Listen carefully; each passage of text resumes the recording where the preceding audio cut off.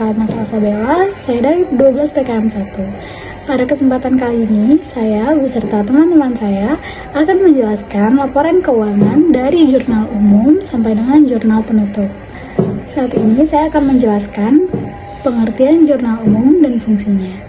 Jurnal umum adalah jurnal yang digunakan untuk mencatat sebuah transaksi keuangan pada suatu perusahaan dalam periode tertentu. Fungsinya jurnal umum adalah untuk memudahkan semua pihak yang terlibat di dalam proses keuangan tersebut. Tujuan jurnal umum adalah untuk mengidentifikasi seluruh transaksi keuangan yang telah terjadi, menentukan nilai transaksi, mengidentifikasi dampak ekonomi yang akan terjadi, dan memudahkan pemindahan dampak transaksi pada akun yang sesuai. Jurnal umum juga perlu diidentifikasi dengan invoice keuangan dengan bukti-bukti transaksi yang ada supaya akurat dan terpercaya. Di dalam jurnal umum juga terdapat nomor akun, keterangan atau nama akun, dan ref, kemudian saldo debit dan kredit. Jurnal umum itu harus balance ya teman-teman. Kalau misalnya kalian nggak balance, berarti kalian salah. Sampai jumpa di poin berikutnya. Saya Tanya Dinarsi Laksono. Di sini saya akan menjelaskan tentang siklus akuntansi yang kedua, yaitu buku besar. Buku besar akuntansi adalah suatu catatan yang digunakan untuk mencatatkan semua transaksi keuangan yang dilakukan oleh suatu perusahaan. Ini mencakup semua jenis transaksi mulai dari pengeluaran hingga pendapatan dan membantu dalam menciptakan gambaran yang jelas tentang keuangan perusahaan. Buku besar juga memiliki fungsi, yaitu adalah meringkas segala data transaksi yang telah tercatat dalam jurnal umum. Selain itu, fungsinya juga sebagai alat mengelompokkan data keuangan sesuai dengan jumlahnya, mulai dari yang terbesar hingga terkecil. Buku besar juga meliputi akun hutang, akun piutang, kas, aset, biaya, dan pendapatan. Selanjutnya, buku besar juga memiliki bentuk-bentuk khusus. Bentuk pertama yaitu bentuk sederhana atau bentuk T, yang kedua bentuk skontro atau bentuk 2 kolom, yang ketiga bentuk stapel atau bentuk 3 kolom, yang keempat adalah bentuk saldo rangkap atau bentuk 4 kolom. Selanjutnya, bisa disimpulkan bahwa buku besar akuntansi adalah alat yang sangat penting dalam mengelola keuangan perusahaan. Beberapa alasan mengapa buku besar ini penting termasuk yaitu adalah pemantauan keuangan, pelaporan pajak, perencanaan keuangan perusahaan, pengambilan keputusan untuk di masa depan. Segitu saja penjelasan buku besar dari saya. Mohon maaf apabila ada kurangnya. Terima kasih. Assalamualaikum warahmatullahi wabarakatuh. Halo semuanya, perkenalkan nama aku Nazila Talida Putri dari kelas 12 Perbankan Keuangan Mikro 1. Di sini aku akan menjelaskan tentang neraca saldo, mulai dari pengertiannya, fungsinya, hingga isi-isi dari neraca saldo tersebut. Langsung saja kita ke video penjelasannya. Neraca saldo adalah bagian penting dari laporan keuangan yang mencantumkan saldo akhir dari setiap akun buku besar. Fungsinya untuk mempersiapkan pembuatan laporan akhir keuangan pada setiap perusahaan. Isi format dari neraca saldo sendiri itu terdiri dari 4 kolom. Kolom yang pertama itu ada nomor akun, kolom yang kedua ada nama akun, kolom ketiga ada kolom debit, yang keempat ada kolom kredit. Sebelum kalian membuat neraca saldo, pastikan kalian sudah membuat buku besar terlebih dahulu. Kenapa? Karena kita akan memasukkan atau input semua data yang ada di buku besar ke dalam kolom neraca saldo. Jadi pastikan buku besar kalian sudah selesai semua beserta dengan saldo akhir dari buku besar tersebut. Jadi nanti kalian kalau sudah selesai membuat buku besar tersebut, kalian langsung masukkan nomor akun, nama akun, nominal ke dalam kolom neraca saldo tersebut. Mungkin sekian penjelasan neraca saldo dari saya, kurang lebihnya mohon maaf. Wassalamualaikum warahmatullahi wabarakatuh. Assalamualaikum warahmatullahi wabarakatuh. Saya Ayla Pratiwi dari kelas 12 PKM 1. Di sini saya akan menjelaskan apa itu jurnal penyesuaian. Jurnal penyesuaian atau biasa disebut adjusting journal adalah catatan akuntansi yang digunakan untuk menyesuaikan saldo akun pada akhir periode akuntansi sehingga mencerminkan kondisi keuangan perusahaan yang sebenarnya.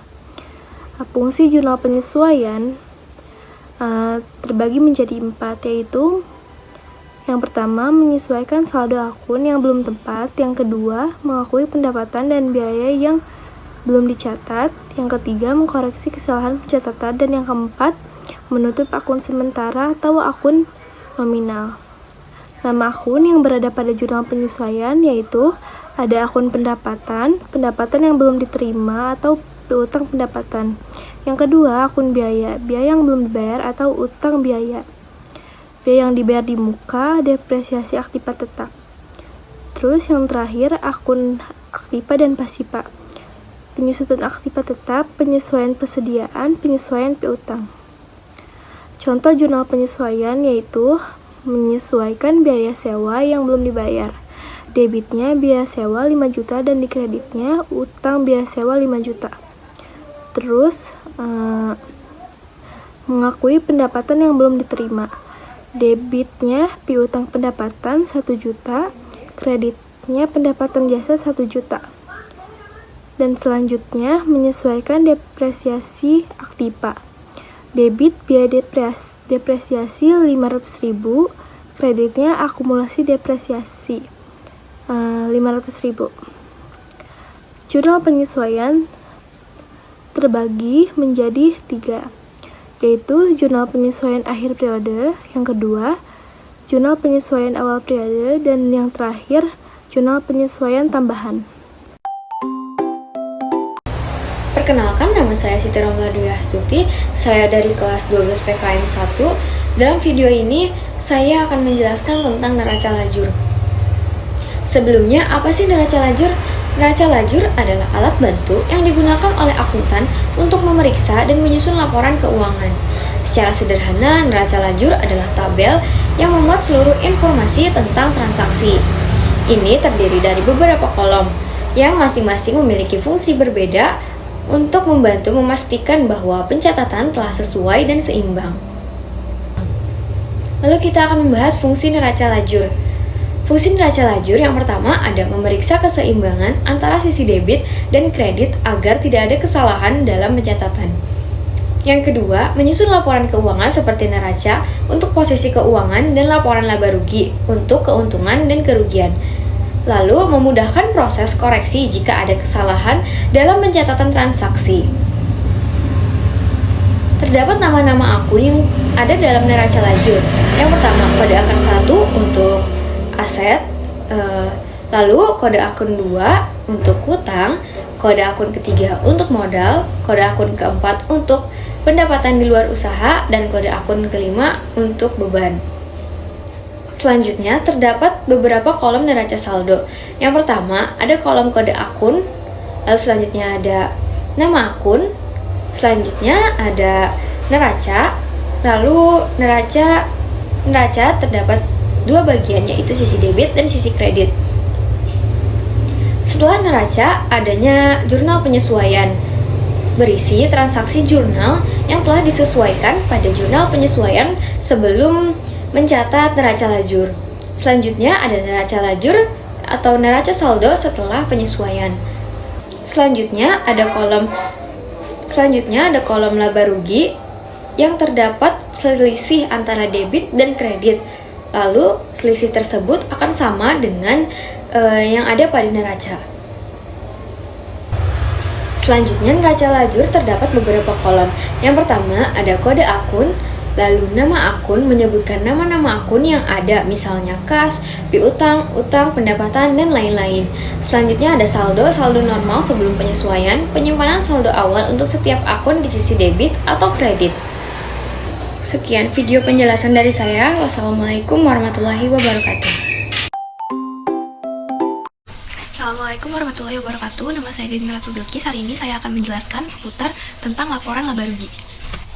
Laporan laba rugi adalah laporan keuangan yang berisi ringkasan pendapatan biaya dan laba atau rugi bersih yang diperoleh oleh suatu perusahaan selama periode tertentu seperti bulanan, kuartalan, atau tahunan. Adanya laporan keuangan ini sangatlah penting untuk profesi akuntan maupun bagian finance perusahaan. Dengan laporan laba rugi bisa mengevaluasi kinerja keuangan perusahaan, bahkan para pemangku kepentingan juga akan lebih mudah dalam mengambil keputusan. Umumnya, isi laporan laba rugi terdiri dari 3 bagian, yaitu pendapatan, biaya, dan laba bersih. Kemudian di sini ada manfaat dari laporan laba rugi adalah untuk mengetahui jumlah pendapatan dan pengeluaran perusahaan selama periode tertentu. Dengan begitu, kamu dapat mengetahui apakah perusahaan untung atau rugi. Kemudian ada pun fungsi dari laporan laba rugi. Yang pertama sebagai mengevaluasi kinerja keuangan, dan yang kedua ada mengevaluasi biaya yang telah dikeluarkan, yang ketiga rencana investasi untuk masa depan, yang keempat pengambilan keputusan, dan yang kelima adalah penilaian kinerja manajerial hingga pajak. Kemudian ada pun unsur laba perusahaan dalam laporan laba rugi. Yang pertama ada laba operasi. Nah, laba operasi ini atau operating profit adalah pendapatan bersih yang diperoleh perusahaan melalui aktivitas operasional utama. Kedua yaitu ada laba bersih, yang ketiga ada laba kotor, dan yang keempat adalah laba sebelum pajak. Cara menghitung laba rugi. Yang pertama, laba rugi, ketika kita ingin menghitung laba rugi, yaitu dengan cara pendapatan perusahaan dikurang total pengeluaran perusahaan. Nah, dan kemudian cara menghitung laba kotor, yaitu dengan cara total pendapatan dari penjualan bersih dikurang harga pokok penjualan atau HPP. Ketiga, cara menghitung laba operasional, yaitu dengan cara laba kotor dikurangi laba operasional perusahaan. Dan yang terakhir, cara menghitung laba rugi sebelum pajak dengan cara laba operasional dikurangi dengan biaya pajak atau bunga. Kemudian ada pun jenis-jenis pada laporan laba rugi. Yang pertama yaitu jenis step income statement, yaitu adalah laporan yang menunjukkan jumlah biaya atau pendapatan secara keseluruhan. Dan yang kedua ada manfaat laporan laba rugi dari multi-step, adalah untuk menunjukkan perbedaan antara aktivitas biasa dan yang bersifat insidentif atau di luar ekspektasi. Sekian video dari saya. Wassalamualaikum warahmatullahi wabarakatuh. Laporan perubahan modal adalah pencatatan keuangan yang menampilkan perubahan modal dalam suatu periode tertentu. Laporan ini dibuat agar perusahaan bisa mengetahui informasi terkait peningkatan maupun penurunan aktiva bersih pada periode yang ditentukan. Sementara menurut otoritas jasa keuangan, pengertian laporan perubahan modal adalah laporan mengenai perubahan pada modal suatu perusahaan dalam jangka waktu tertentu. Biasanya, hal tersebut disebabkan karena adanya penurunan maupun peningkatan laba perusahaan, tambahan investasi, atau pengambilan uang untuk keperluan pribadi.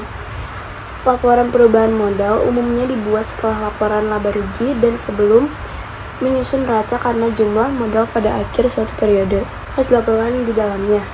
Adapun fungsi-fungsinya, yang pertama berperan sebagai pelengkap informasi untuk laporan keuangan yang perusahaan lainnya. Yang kedua, memberikan informasi tentang transaksi pembiayaan serta investasi yang masuk ke perusahaan. Yang ketiga, menunjukkan dana yang berhasil diperoleh perusahaan dalam kurun waktu tertentu. Yang keempat, digunakan untuk bahan evaluasi perusahaan dalam mengambil kebijakan dan penyusunan strategi bisnis di masa yang akan datang. Yang kelima, bentuk pertanggungjawaban manajemen perusahaan atas modal yang telah ditanamkan investor. Yang keenam, sebagai sumber informasi untuk investor terkait perkiraan waktu dan penerimaan kas dari dividen. Nama-nama akun yang ada di laporan perubahan modal yaitu modal awal, laba bersih, price, kenaikan modal, dan modal akhir. Assalamualaikum warahmatullahi wabarakatuh. Perkenalkan, nama saya Syifa Narsana. Saya ingin menjelaskan materi tentang laporan neraca. Apa sih laporan neraca? Laporan neraca adalah salah satu komponen laporan keuangan yang mencerminkan posisi keuangan suatu perusahaan pada periode tertentu. Fungsi laporan neraca berfungsi sebagai alat penting untuk mengolah, menilai, dan memproyeksi kondisi keuangan perusahaan. Laporan neraca terdiri dari aset, kewajiban, ekuitas. Aset adalah harta atau kekayaan yang dimiliki perusahaan seperti uang kas, bangunan, peralatan, atau inventaris. Kewajiban itu utang atau tanggungan perusahaan seperti pinjaman bank, tagihan yang belum dibayar, atau gaji yang masih harus dibayar. Ekuitas itu sisa dari aset setelah kewajiban dibayar atau modal perusahaan. Komponen laporan neraca yaitu ada aktiva, aktiva lancar, aktiva tidak lancar, pasiva, pasiva jangka pendek, dan pasiva jangka panjang. Aset aktiva itu mencakup sumber daya yang dimiliki perusahaan untuk menghasilkan keuntungan di masa depan. Aktiva lancar, aset yang diharapkan bisa dikonversi menjadi kas atau digunakan dalam waktu kurung dari 1 tahun, seperti kas, piutang usaha, persediaan, beban di muka. Aktiva tidak lancar, aset yang memiliki umur lebih dari 1 tahun, seperti tanah, bangunan, mesin, investasi jangka panjang, goodwill, dan hak paten atau hak cipta. Sedangkan pasiva mencakup hutang, pinjaman, dan kewajiban lainnya yang harus dibayar oleh perusahaan. Pasiva jangka pendek, kewajiban yang harus dilunasi dalam waktu kurung dari 1 tahun, seperti utang usaha, beban yang masih harus dibayar, dan utang pajak. Pasiva jangka panjang adalah kewajiban yang jatuh tempo lebih dari 1 tahun, seperti utang obligasi, utang hipotek. Neraca dapat disajikan dalam 2 bentuk, yaitu bentuk stafel dan bentuk kontrol. Bentuk stafel yaitu dengan informasi akun di sebelah kiri dan nominalnya di bagian kanan tabel. Bentuk kontrol dengan 2 lajur, yaitu lajur kiri atau aset dan lajur kanan untuk kewajiban dan ekuitas. Terima kasih. Sekian dari saya. Wassalamualaikum warahmatullahi wabarakatuh. Jurnal penutup adalah laporan keuangan yang dibuat pada akhir periode akuntansi untuk menutup akun nominal dan menyiapkan neraca akhir periode. Jurnal ini perlu dibuat karena ada akun yang saldonya masih harus disesuaikan hingga jumlahnya 0, agar tidak mempengaruhi transaksi periode berikutnya. Jurnal penutup juga dikenal dengan istilah closing entries. Jurnal penutup berfungsi untuk menutup akun-akun sementara pada akhir periode pembukuan. Fungsi dari jurnal penutup berikutnya adalah memisahkan akun pendapatan dan akun beban. Hal ini agar kedua akun tersebut tidak bercampur dengan saldo pada periode pembukuan berikutnya. Setelah pemisahan kedua akun tersebut, maka perusahaan bisa mulai menyusun periode berikutnya. Akun-akun yang ada di jurnal penutup adalah akun pendapatan, beban, ikhtisar laba rugi, dan prive. Langkah-langkah membuat jurnal penutup yaitu yang pertama, menutup akun pendapatan, yang kedua, menutup akun beban, yang ketiga, menutup akun ringkasan pendapatan ke laba ditahan, dan yang keempat, menutup akun prive. Tujuan jurnal penutup adalah membantu menyajikan laporan keuangan perusahaan secara real setelah akhir periode pembukuan.